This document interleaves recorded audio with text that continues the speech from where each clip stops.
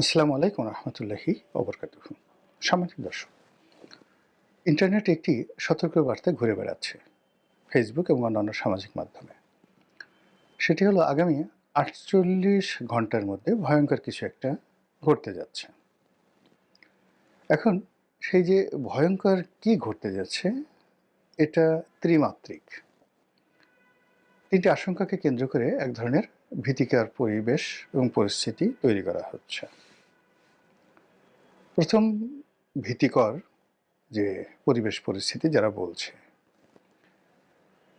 তারা বলার চেষ্টা করছে যে উসমান হাদির যে হত্যাকাণ্ড, তার দাফন কাফন তো হয়ে গেল, এরপর টার্গেট কে? ইতিমধ্যে বিভিন্ন রাজনৈতিক ব্যক্তিবর্গ যারা আছেন তারা নিজেদের আশঙ্কা ব্যক্ত করেছেন। যারা তরুণ নেতৃত্ব রয়েছেন প্রার্থী হিসেবে রাজনীতির ময়দানে, তারা ঘোরাফেরা করতে গিয়ে নানা রকম আশঙ্কার কথা তারা বলার চেষ্টা করছেন এবং তারা ভয় পাচ্ছেন যে আগামী ৪৮ ঘন্টার মধ্যে অনাকাঙ্ক্ষিত এটা ঘটে যেতে পারে তাদের জীবনে, রাজনৈতিক অঙ্গনে এই অনিশ্চয়তা। আরেকটি গ্রুপ বলার চেষ্টা করছে নানা রকম প্রচার এবং প্রোপাগান্ডা যে নতুন একটি বিপ্লবী সরকার আসছে এবং ৪৮ ঘন্টার মধ্যে সেটা হয়ে যাবে। এবং অনেকে বিপ্লবী সরকারের প্রধান রূপে কে হবেন ইত্যাদি ইত্যাদি নানা রকম ফটোকার্ড তৈরি করে সেটা এমনভাবে প্রচার করছেন এবং এটা মানে আমার দেশ সম্পাদক মাহমুদুর রহমান সাহেবকে সেই সরকারের প্রধান করে আমার দেশের ফটোকার্ড ব্যবহার করে একটি গ্রুপ এটা প্রচার করছে এবং আমার দেশ তাদের যে ভেরিফাইড পেজ আছে সেখান থেকে বলার চেষ্টা করছেন যে এটা অপপ্রচার, এই ধরনের কোনো সংবাদ আমার দেশ দেয়নি এবং আমার দেশ সম্পাদক এই রকম কোনো কর্মকাণ্ডের মধ্যে জড়িত নন। বোঝার চেষ্টা করুন। আরেকটি গ্রুপ বলার চেষ্টা করছেন যে জনাব তারেক রহমান সাহেব যেন না আসতে পারেন, এই জন্য আগামী ৪৮ ঘন্টাতে এমন কিছু ঘটানো হবে যাতে করে বিএনপি ভয় পেয়ে যায়, তারেক রহমান সাহেব ভয় পেয়ে যান। এই গ্রুপের দ্বিতীয় যে অপশন সেটা হলো আগামী ৪৮ ঘন্টায় এমন কিছু করা হবে, সেক্ষেত্রে যদি প্ল্যান এ, মানে তারেক রহমান সাহেব আসবেনই না, এটা হলো প্ল্যান এ। যদি প্ল্যান এ ফেল করে, অর্থাৎ তারেক রহমান সাহেব তারপরও আসেন, তাতে করে তার সেই আগমনী এটি যেন আনন্দমুখর না হয়, তার অনুষ্ঠানে যেন লোকজন না যায়, ঢাকা শহরে যেন কাউন্টার একটা অবস্থা থাকে, এরকম একটা দৌড়দৌড়ি অবস্থা শহরে যেন তৈরি হয়। এই জন্য নানা রকম যাকে বলা হয় খবর ছড়িয়ে প্রোগ্রামের কথা বলে যে সকল বিভ্রান্তি তৈরি করা হচ্ছে, সেখানে একটা ডেডলাইন ৪৮ ঘন্টা হিসেবে বলা হচ্ছে। তো আপনি যদি ধরেন যে আমি এই ভিডিওটি যে সময়টিতে করছি এখান থেকে ৪৮ ঘন্টা আজকে থেকে ধরেন, যদি আজকে ২১ তারিখ, ২১শে ডিসেম্বর, তাহলে ২১শে ডিসেম্বর চলে গেল, ২২, ২৩, মানে এই দুদিন যদি ধরেন, ২৪ তারিখে হলো ডেডলাইন, আর ২৫ তারিখ সকাল মানে দুপুরের সময় জনাব তারেক রহমান সাহেব আসবেন। তাহলে ঘুরে ফিরে মোটামুটি ২৩ তারিখ রাত্রি অথবা ২৪ তারিখ দুপুর পর্যন্ত এই সময়টিকে ৪৮ ঘন্টার একটা মাহেন্দ্রক্ষণ, মানে সেই মাহেন্দ্রক্ষণ একটি কিছু ঘটানোর জন্য প্রচার চালানো হচ্ছে। এর বাইরে আওয়ামী লীগের পক্ষ থেকে নানা রকম ফিসফাস, নানা রকম কথাবার্তা, যেগুলো এই বাংলাদেশে বসে আমাদের পক্ষে এগুলো উচ্চারণ করাটাও আমাদের পক্ষে উচিত নয়, সম্ভব নয়। কিন্তু আওয়ামী লীগের যে অসংখ্য বট বাহিনী এখন আছে, তারপর যারা মূলধারার একসময় খুব সেলিব্রিটি ছিলেন গণমাধ্যমের, খুব বড় সাংবাদিক, রাজনৈতিক বিশ্লেষক, তারা প্রকাশ্যে দেশের বাইরে থেকে আগামী ৪৮ ঘন্টার মধ্যে যে সকল ঘটনা ঘটতে পারে যে আশঙ্কার কথা বলছে, মানে এটা না বলাই ভালো। খুবই খারাপ কথা তারা বলছে। থার্ডলি হলো যে ভারত এই মুহূর্তে খুব উত্তেজনা দেখাচ্ছে প্রকাশ্যে। স্বয়ং নরেন্দ্র মোদী, মমতা ব্যানার্জি, শশী থারুরের মতো বিখ্যাত ব্যক্তি, ভারতের পররাষ্ট্র সচিব, মানে অমিত শাহ, অন্যান্য যে সকল কূটনৈতিক অঙ্গনের সরকার এবং বিরোধী দলে যারা আছেন, প্রায় সবাই বাংলাদেশের ব্যাপারে মারাত্মক প্রতিক্রিয়া দেখাচ্ছেন। ভারতের যে সকল সাংবাদিক বাংলাদেশ নিয়ে কন্টেন্ট তৈরি করেন, বিভিন্ন পত্রপত্রিকা লেখেন, সাক্ষাৎকার দেন, এমনকি বিবিসিতে কথাবার্তা বলেন, তারা সবাই বলার চেষ্টা করছেন যে ভারতের ধৈর্যের বাঁধ ভেঙে গেছে এবং তারাও এই 48 আওয়ার্স শব্দটি উচ্চারণ করছে। আমি নিজে খুব অবাক হয়ে যাই যে এই সকল বাক্যগুলো একসঙ্গে মিলল কি করে? এরা তো পরস্পর বিরোধী পক্ষ। তো কেউ যদি 48 আওয়ার্স বলে তো অন্যরা রাগ হয়ে বলবে যে না এখানে 48 আওয়ার্স হবে না, এটা 64 ঘন্টা হবে। আরেকজন বলবে না 24 ঘন্টা, আরেকজন বলবে না 30 ঘন্টা। কিন্তু এখানে এই মুহূর্তে বাংলাদেশ নিয়ে যারা উদ্বিগ্ন, বাংলাদেশের রাষ্ট্র ক্ষমতায় আসা, থাকা, যাওয়া ইত্যাদি নিয়ে যারা রীতিমতো ইঁদুর দৌড়ের উপরে আছেন, এই মুহূর্তে যারা রাজনৈতিক সুবিধা নিতে চাচ্ছেন বা সুবিধা হারাতে চাচ্ছেন, সকল পক্ষের মধ্যে একই সঙ্গে এই 48 আওয়ার্স যে শব্দটি, এটি কেন বের হয়ে গেল বা বের হয়ে যাচ্ছে, এটা নিয়ে আলোচনা করার চেষ্টা করব। প্রথম, আপনারা যারা নিশ্চিন্ত হতে চান যে কিছুই ঘটবে না, তারা হতে পারেন। হতে পারেন এই কারণে যে কখনো তারিখ ঘোষণা করে ডেডলাইন দিয়ে কখনো মারামারি হয়নি, কখনো এরকম একেবারে সময়ক্ষণ মাহেন্দ্রক্ষণ বর্ণনা করে পৃথিবীর কোনো দুর্ঘটনা অথবা সুঘটনা ঘটানো যায়নি। নর্মালি এই ধরনের পরিবেশ পরিস্থিতি তৈরি হয় সেই যাকে বলা হয় একটা আতঙ্ক এবং ভয় সৃষ্টির জন্য। এটা অর্ধেক আপনি ধরেন পৃথিবীর মানে যাকে বলা হয় যত এই ধরনের আতঙ্ক ছড়ানো হয় তার 50% ভয়েড, 50% যাকে বলা হয় বোগাস, এবং কেবলই মাত্র স্বার্থ সিদ্ধির জন্য এই কাজগুলো করা হয়।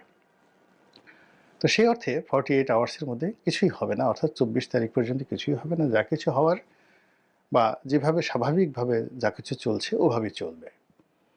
যে আতঙ্কের কথাগুলো বলা হচ্ছে সেই আতঙ্কেরগুলো হয়তো ঘটবে না 50% ক্ষেত্রে। আর আরেকটি আতঙ্কের বিষয় রয়েছে, সেটি হলো যে যখন মানে সকল মানুষের মুখ দিয়ে, অন্তর দিয়ে, যাকে বলা হয় চোখ মুখ দিয়ে, পঞ্চ ইন্দ্রিয় দিয়ে একটি বিষয় অনুভূত হয় এবং মানুষের জবান দিয়ে একটি কথা বের হয়ে যায়, তখন সেটা প্রকৃতি ঘটিয়ে দেয়।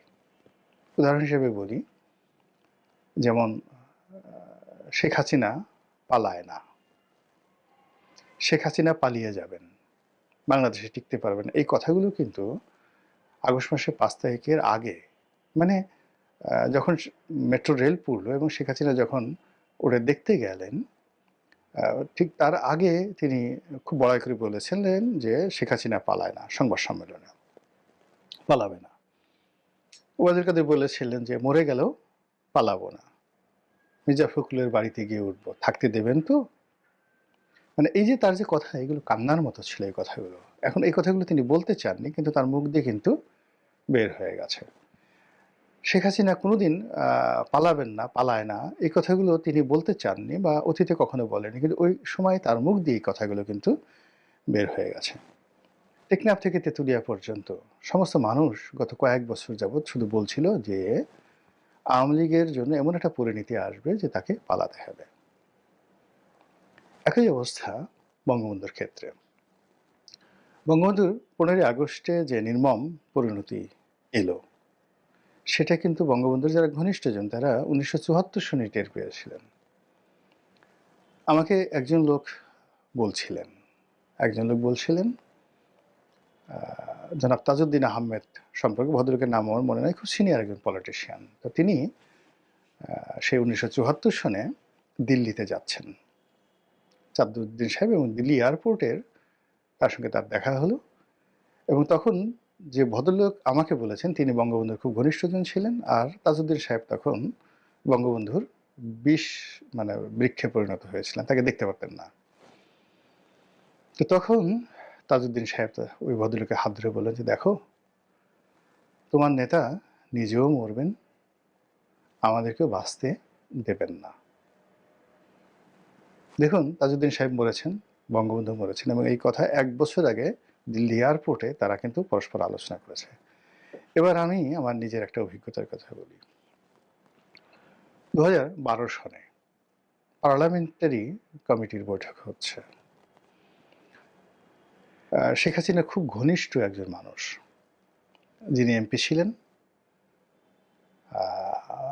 খুব মন্ত্রী ছিলেন, খুব বড় মন্ত্রী ছিলেন এবং খুবই জ্ঞানী, গুণী, জাননেওয়ালা একজন লোক।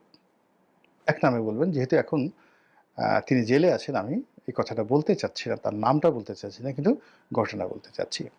তো ২০১২ সনে শেখ হাসিনা বক্তব্য দিচ্ছেন, কথাবার্তা বলছেন এবং তার কথাবার্তার মধ্যে স্পষ্টতই ওই সময়টিতে জিদ প্রকাশ পাচ্ছিল, অহংবোধ প্রকাশ পাচ্ছিল এবং তিনি আ কাউকে পাত্তা দিচ্ছিলেন না। যেমন তিনি বলছিলেন যে, "দেখো, আল্লাহ আমাকে ক্ষমতায় এনেছে। তোমরা কেউ আমাকে ক্ষমতা আনোনি।" এমপিদের বলছিলেন, "তোমাদের কোনো ক্ষমতা নেই। তোমরা সবাই কাটা খাওয়া বিলাই।"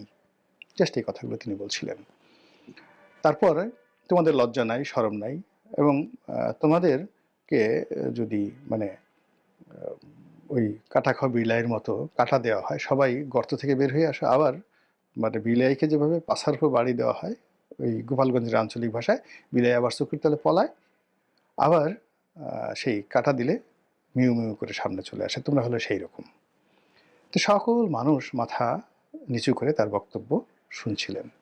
আব্দুল জলিল সাহেব তখন জীবিত, তোফায়েল সাহেব, রাজ্জাক সাহেব, মানে সকলে মিলে তার সেই অপমান কিন্তু সবাই হজম করছিলেন। রাজ্জাক সাহেব তখন জীবিত ছিলেন কিনা আমি বলতে পারবো না। যা হোক, তো সবাই, মানে ইনক্লুডিং সাবের হোসেন চৌধুরী সহ সবাই, মানে 111 এ যারা যাকে বলা হয় কুশীলব ছিলেন, তাদেরকে ইন্ডিকেট করে, প্লাস দলের যারা একেবারে নতুন আসছে, শুধু দলীয় মনোনয়ন নিয়ে জোয়ারে যারা পাশ করে আসেন, সবাইকে উদ্দেশ্য করে তিনি এই কথাগুলো বলছিলেন। তা তখন আমার পাশে যে ভদ্রলোক বসেছিলেন, তিনি বললেন যে, "দেখো, তোমার নেত্রীর", আমি তখন শেখ হাসিনার খুব ঘনিষ্ঠজন ছিলাম। তো বলল, "দেখো, তোমার নেত্রীর কথা শোনো। উনার মধ্যে একটা অহমিকা বোধ জন্ম নিয়েছে যে আওয়ামী লীগকে বাংলাদেশে তিনি পুনর্জন্ম দিয়েছেন। আর উনি এখন যে কর্মগুলো করছেন, সেই কর্মের মাধ্যমে তার হাত দিয়েই আওয়ামী লীগের কবর রচিত হবে এবং তার অবর্তমানে আওয়ামী লীগের হাল ধরার মতো আর শেখ পরিবারে এই দলের মধ্যে কেউ থাকবে না। সেই কাজ তিনি, দেখো, আজকে এই অনুষ্ঠানে করে যাচ্ছেন। দলীয় নেতা যদি তার নেতাকর্মীদেরকে সম্মান না করে, দলীয় নেতা যদি তার নেতাকর্মীদেরকে অপমান করে, তাদেরকে তাদের মেরুদণ্ড ভেঙে দেয়, তাহলে আর যা হোক, দালাল হবে, তাবেদার হবে, টাউট হবে, বাটপার হবে, সবকিছু হবে, কিন্তু দল পরিচালনা করার মতো নেতা থাকবে না এই দলে। ২০১২ সনে সেই ভদ্রলোকের বক্তব্য। তারপরে তিনি দলের সঙ্গে ছিলেন, মন্ত্রী হয়েছেন, সবকিছু হয়েছেন, এখন আবার জেলে আছেন। তো এই হলো মানুষের মুখে দিয়ে যে কথাগুলো বের হয়, সেই কথার বাস্তব রূপ। আড়ালে আবডালে যে কথা হয়, সেই কথার বাস্তব রূপ। তো এভাবে আপনি বেগম জিয়ার কথা চিন্তা করেন, তারেক রহমান সাহেবের কথা চিন্তা করেন। তাদের জীবনের যে খারাপ পরিণতিগুলো এসেছিল, সেই খারাপ পরিণতিগুলো কিন্তু মানুষের মুখে, মুখে ঘুরে ফিরে বেড়াতো এবং তাদের এখন যে সকল দুর্নাম বদনাম আছে, রাজনৈতিক অঙ্গনে যাদেরই আছে, এই কথাগুলো কিন্তু সেই আগেই তাদের মুখ দিয়ে বের হয়ে গিয়েছিল। আপনি দেখুন, এই সময়টিতে ডক্টর মোহাম্মদ ইউনূস যা করছেন, জামাত যা করছেন, অন্যান্য মানে যে সমস্ত লোকজন করছেন, তা কিন্তু আমাদের দেশের আমজনতা অনেক আগেই সেই বলে দিয়েছে যে এটা হতে পারে। জামাত ক্ষমতায় আসলে এই কাজ করবে, ক্ষমতা পেলে এই কাজ করবে। বিএনপি যদি আগামীতে দেশ পরিচালনার দায়িত্ব পায়, তারা এই ভুল করবে, ইত্যাদি, ইত্যাদি, ইত্যাদি। সবকিছু এবং দেখেন সেই ঘটনাগুলি কিন্তু ঘটে যাচ্ছে। সেক্ষেত্রে ৪৮ ঘন্টার যে টাইম ফ্রেম,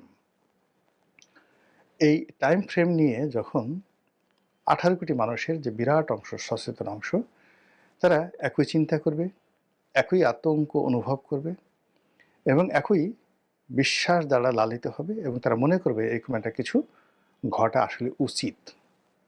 মানে ঘটতে পারে, কিন্তু সেটা যে উচিত, ইট শুড বি, এটা দরকার, এটা প্রয়োজন, ৪৮ ঘন্টা কিছু একটা ঘটার দরকার। এই জিনিসগুলো যখন মানুষের মধ্যে আসবে, অর্থাৎ তারা বর্তমান অবস্থা নিয়ে সন্তুষ্ট নয়, দুর্বিষহ সময় পার করছে। তাদের চোখের সামনে যা কিছু দেখছে, অল্টারনেটিভ যা কিছু দেখছে, সেই অল্টারনেটিভ বিষয়গুলো তাদের ভালো লাগছে না। নেতা পছন্দ হচ্ছে না, নেত্রী পছন্দ হচ্ছে না, কর্মকাণ্ড পছন্দ হচ্ছে না, কথাবার্তা পছন্দ হচ্ছে না, প্রতিদিন যে সকল দৃশ্য পছন্দ হচ্ছে না। তারা এর বাইরে অলৌকিক কিছু একটা চিন্তা করছে, সেই চুলকার, কবেকার, অন্ধকার, বিদিশা, নিশা, সেই বনলতা সেনের মতো। যে বনলতা সেনের যিনি কবি, তিনি সারা পৃথিবী ঘুরছেন। সেই বন থেকে বনান্তরে, পাহাড় থেকে সমুদ্রে, সমুদ্র থেকে সেই দারুচিনির দ্বীপে। কিন্তু কোথাও তিনি স্বস্তি পাচ্ছেন না, কোথাও তিনি নিরাপত্তা পাচ্ছেন না। ঠিক সেই সময়টাতে নিজের মনের মধ্যে তার হঠাৎ করে উদয় হলো নাটোরের বনলতা সেনের কথা। আর সেই বনলতা সেনের তিনি একটা চরিত্র অঙ্কন করলেন। চুল তার কবেকার, অন্ধকার, বিদিশার নিশা। তো এই হলো মানুষের কল্পনার শক্তি। তো এখন আপনি যদি আপনার আশেপাশের যে কোনো ঘটনা দ্বারা স্বস্তি না পান, কাউকে আপনার ভালো না লাগে, এবং অল্টারনেটিভ যে জিনিসগুলো, plan A, B, C, D, যা কিছুই আসুক না কেন, কোনোটার মধ্যে আপনি স্বস্তি, শান্তি খুঁজে পাচ্ছেন না, তখনই আপনি অলৌকিক কিছু চিন্তা করেন, নেতিবাচক অথবা ইতিবাচক। অনেক সময় মানুষ বলে যে আমার মরে যাওয়া ভালো, এর সাথে আল্লাহ তুমি আমাকে নিয়ে নাও, আল্লাহর গজব নাজিল হয়ে যায়, বেঁচে থেকে লাভটা কি? এইরকম যখন মানুষের জীবনে মানে আকাঙ্ক্ষা জাগ্রত হয়, জাতিগতভাবে সমাজ, পরিবার এই ধরনের অভিশাপগুলোকে যখন তারা আহ্বান করে, তখন ঠিকই এই পৃথিবীতে সেই অভিশাপ কিন্তু ঘটে যায়। বহু নজির আছে। মহান আল্লাহ আমাদের সবাইকে হিদায়াত দান করুন, এবং আমাদের জন্য যেটি কল্যাণকর সেটি আল্লাহ রাব্বুল আলামিন আমাদের জন্য বরাদ্দ করুন, এই প্রার্থনা করছি। আসসালামু আলাইকুম রহমতুল্লাহি ওয়া বারাকাতুহু।